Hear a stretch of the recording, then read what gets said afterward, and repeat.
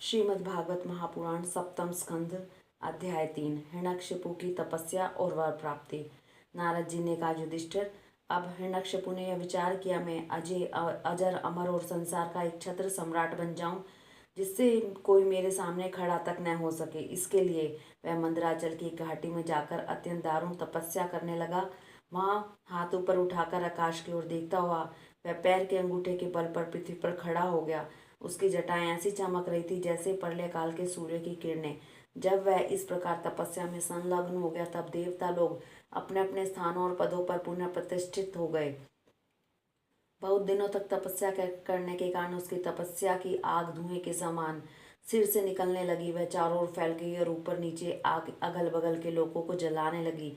उसकी लपट से नदी और समुद्र खोलने लगे। द्वीप और पर्वतों के सहित पृथ्वी डगमगाने लगी। ग्रह और तारे टूट टूट कर गिरने लगे तथा दसों दिशाओं में मानो आग लग गई।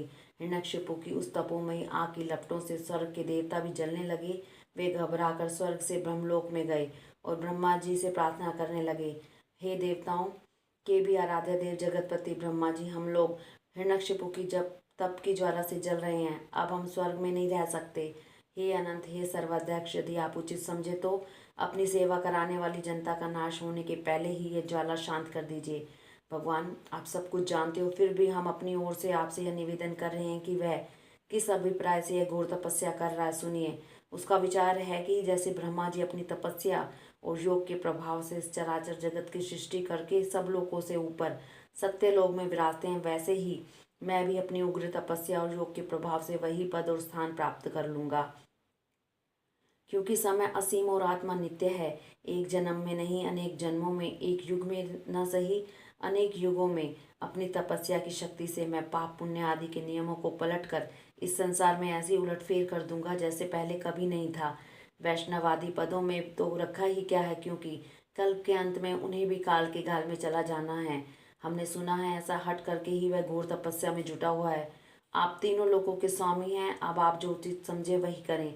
ब्रह्मा जी, आप यह सर्वश्रेष्ठ परमेष्टि पद ब्राह्मण एवं गौ की वृद्धि, कल्याण, विभूति, कुशल एवं विजय के लिए है। युधिष्ठिर, जब देवताओं ने भगवान ब्रह्मा जी से इस प्रकार निवेदन किया, तब वे भृगु और दक्ष आदि प्रजापतियों के साथ हिरण्यकशिपु के आश्रम पर गए। वहां जाने पर पहले तो वे उसे देख ही न सके, क्योंकि दीमक की मिट्टी, घास और बांसों से उसका शरीर ढक गया था। चींटियां उसके मैदा, त्वचा, मांस और खून चाट गई थी। बादलों में ढके हुए सूर्य के समान वह अपनी तपस्या के तेज से लोगों को तपा रहा था। उसको देखकर ब्रह्मा जी भी विस्मित हो गए। उन्होंने हंसते हुए कहा, ब्रह्मा जी ने कहा, बेटा हिरण्यकशिपु, उठो, तुम्हारा कल्याण हो। कश्यप नंदन, अब तुम्हारी तपस्या सिद्ध हो गई। मैं तुम्हें वर देने के लिए आया हूँ। तुम्हारी जो इच्छा हो बेठक मांग लो।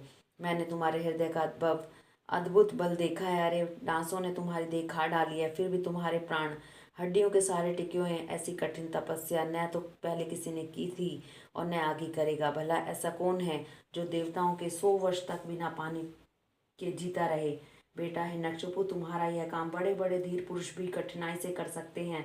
तुमने इस तपोनिष्ठा से मुझे अपने वश में कर लिया है। दैत्य शिरोमणि, इसी से प्रसन्न होकर मैं तुम्हें जो कुछ मांगो दिए देता हूँ। तुम हो मरने वाले और मैं हूँ अमर, अतः तुम्हें मेरा यह दर्शन निष्फल नहीं हो सकता।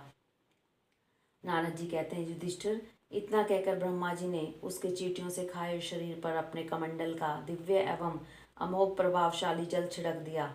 जैसे लकड़ी के ढेर में आग जल उठे, वैसे ही जल छिड़कते ही बांस और दीमक की मिट्टी के बीच से उठ खड़ा हुआ।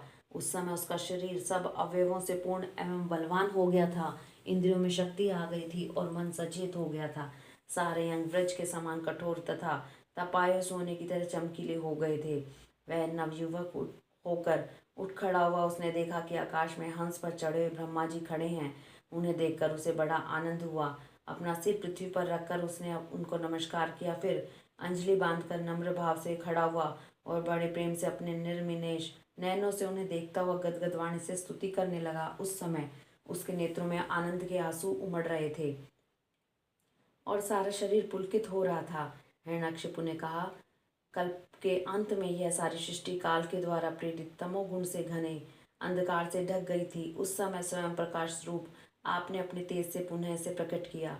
आप ही अपने त्रिगुण में रूप से इसकी रचना, रक्षा और संहार करते हैं। आप रजोगुण, सत्वगुण और तमोगुण के आश्रय हैं। आप इस सबके परे और महान हैं। आपको मैं नमस्कार करता हूँ। आप ही जगत के मूल कारण हैं। ज्ञान और विज्ञान आपकी मूर्ति हैं। प्राण, इंद्रिय, मन और बुद्धि आप आदि विकारों के द्वारा आपने अपने को प्रकट किया है।